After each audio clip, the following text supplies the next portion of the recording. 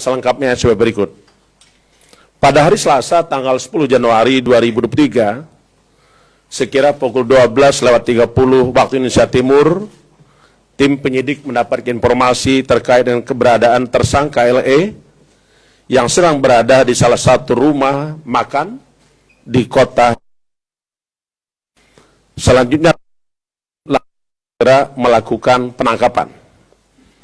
Tindakan penangkapan ini dilakukan dalam rangka mempercepat proses penyidikan. Di samping itu juga kita tahu bersama bahwa saudara LE tetap saja menunjukkan sikap tidak kooperatif. Setelah dilakukan penangkapan, LE dibawa ke markas Brimob Polda Papua untuk dilakukan pemeriksaan. Dan yang bersangkutan selanjutnya kita bawa ke Jakarta. Dalam rangka memastikan kesehatan tersangka LE, tim penyidik membawa ke Rumah Sakit Pusat Angkatan Darat Gatot Subroto untuk dilakukan pemeriksaan medis langsung oleh tim dokter dengan pendamping tim penyidik dan dokter dari KPK. Malam tadi kita datang jam 21:48 tiba di Rumah Sakit RSPAD. Pemeriksaan tersebut meliputi pemeriksaan fisik, tanda vital, laboratorium, dan jantung, dan juga EKG, yang kemudian disimpulkan bahwa angka LE di Rumah Sakit Angkatan Darat. Mengenai waktunya, bisa menentukan, namun pada prinsipnya setelah seluruh selesai, kami segera akan melakukan pemeriksaan terhadap saudara LE. Tentu perawatan sementara diperlukan untuk tindakan pendalaman lebih lanjut, yang tentunya akan dikomunikasikan antara Rumah Sakit Pusat Angkatan Darat dengan tim Ikatan Dokter Indonesia dan juga dokter KPK. Kami pastikan bahwa perkara yang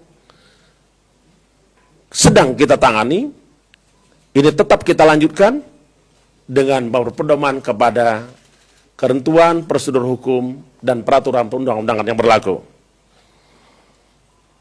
Dan tidak juga boleh kita kesampingkan bahwa KPK tetap taat azas terhadap azas-azas pelaksanaan tugas pokok KPK.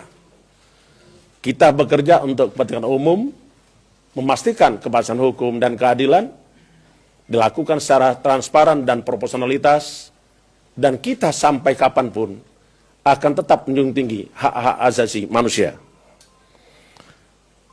Dalam rangka kepentingan penyidikan, tim penyidik melakukan penahanan terhadap saudara LE untuk 20 hari pertama terhitung tanggal 11 Januari 2023 sampai dengan tanggal 30 Januari 2003 di Rumah Tahanan Negara KPK Pomdam Jaya Guntur. Mempertimbangkan keadaan kondisi tersangka Lukas NMB, maka penyidik KPK melakukan tindakan hukum berupa pembantaran untuk sementara kepentingan perawatan sementara di Rumah Sakit RSPAD sejak hari ini sampai dengan kondisi yang membaik, khususnya dalam hal pertimbangan kesehatan tersangka Lukas NMB. Adapun konstruksi perkara perlu kami sampaikan kembali lebih lengkapnya sebagai berikut.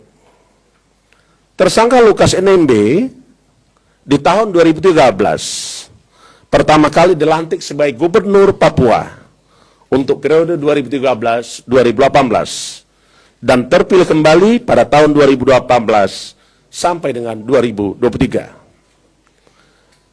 Dengan kedudukannya sebagai Gubernur, tersangka Lukas NMB LE kemudian diduga ikut terlibat hingga berperan aktif dalam beberapa kegiatan pengadaan proyek infrastruktur di Dinas PUPR Pemprov Papua dengan memenangkan perusahaan tertentu, di antaranya perusahaan milik tersangka RL, yaitu PT TBP untuk mengerjakan proyek-proyek multi-years. Agar dimenangkan, tersangka RL yang sudah kita lakukan penahanan sebelumnya, diduga melakukan komunikasi dan pertemuan hingga memberikan sejumlah uang sebelum proses pelelangan berlangsung. Adapun pihak-pihak yang ditemui tersangka RL, diantaranya tersangka LE, dan beberapa pejabat di pemerintahan Provinsi Papua. Melalui pertemuan tersebut, tersangka RL kemudian mendapatkan paket proyek pekerjaan di tahun anggaran 2019 sampai dengan 2021, di antaranya sebagai berikut. Pertama, proyek multi-years peningkatan jalan Entrop Hamadi dengan nilai 14,8 miliar rupiah. Kedua, proyek multi-years rehab sarana dan prasarana penunjang PAUD integrasi dengan nilai proyek 13,3 miliar.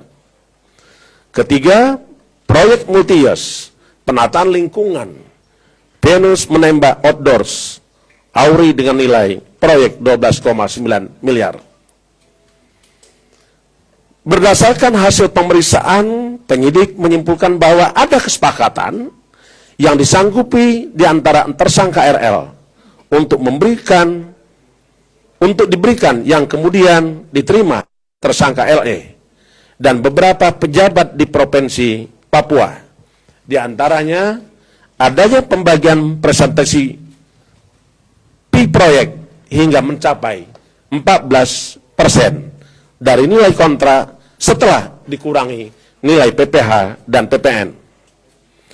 Sebelum maupun setelah terpilih untuk mengerjakan proyek dimaksud, tersangka LE diduga telah menerima uang dari RL sebesar 1 miliar rupiah. Tersangka LE juga diduga telah menerima pemberian lain sebagai gratifikasi yang berhubungan dengan jabatannya yang berdasarkan bukti permulaan sejauh ini sampai saat ini berjumlah sekitar 10 miliar rupiah. Saat ini kami terus melakukan pendalaman terkait informasi dan data termasuk aliran uang yang diduga diterima LE dan juga dugaan perubahan bentuk ke dalam ataupun beberapa aset yang bernilai ekonomis. Hingga sekarang tim penyidik telah melakukan pemeriksaan lebih kurang 76 orang. Kami pun telah melakukan penggeledahan lebih kurang 6 tempat daerah yang kami lakukan di tempat yang tersebar di Papua, di Jakarta, Sukabumi, Bogor, Tangerang, Batam. Dan KPK juga telah melakukan penyitaan aset antara lain berupa emas batangan, perhiasan emas, dan kendaraan mewah dengan nilai sekitar 4,5 miliar rupiah. Di samping itu, KPK telah memblokir rekening dengan nilai 76,2 miliar. Berdasarkan alat bukti, maka patut disangkakan tersangka telah disangkakan melanggar pasal 12 huruf A atau huruf B atau pasal 11 dan pasal 12B besar Undang-Undang 31 tahun 1999 tentang pemberantasan tindak pidana korupsi sebagaimana telah diubah dengan Undang-Undang nomor 20 tahun 2021 tentang perubahan atas Undang-Undang 31 tahun 1999 tentang pemberantasan tindak pidana korupsi. Kami sungguh prihatin kondisi masih saja sering terjadi korupsi khusus dilakukan oleh kepala daerah. KPK tidak akan pernah berhenti untuk melakukan upaya-upaya membersihkan Indonesia dari praktek korupsi. Pada kesempatan ini pun kami segenap insan KPK dan seluruh rakyat Indonesia menyampaikan ucapan terima kasih kepada seluruh tokoh masyarakat, tokoh agama, anak-anak bangsa, khususnya kawan-kawan, rekan-rekan se-Indonesia yang telah memberikan dukungan kepada KPK